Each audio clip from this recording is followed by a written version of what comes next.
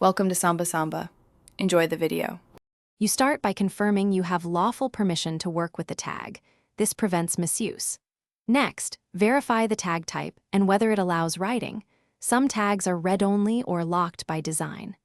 Make sure you have a legitimate NFC reader/writer and the manufacturer's official app or a reputable tool, and that firmware is updated.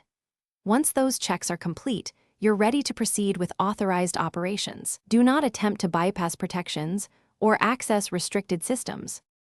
Now focus on understanding how the tag stores information so you know what copying can legally achieve. Determine whether the tag exposes only a unique identifier or carries NDEF records. This affects compatibility.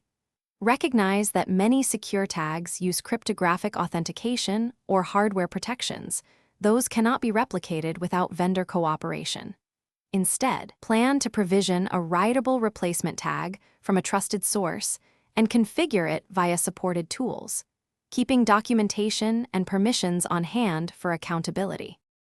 To finish, perform the right operation only when you have explicit authorization and use the official method recommended by the tag or system provider. After writing, validate the replacement in its real use case, doors, payments, or automation, and keep records of the change. If something fails, systematically check compatibility, firmware, and app permissions. Do not try to circumvent cryptography.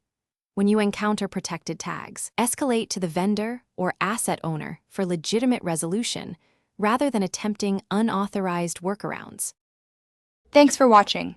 Consider subscribing if we helped you.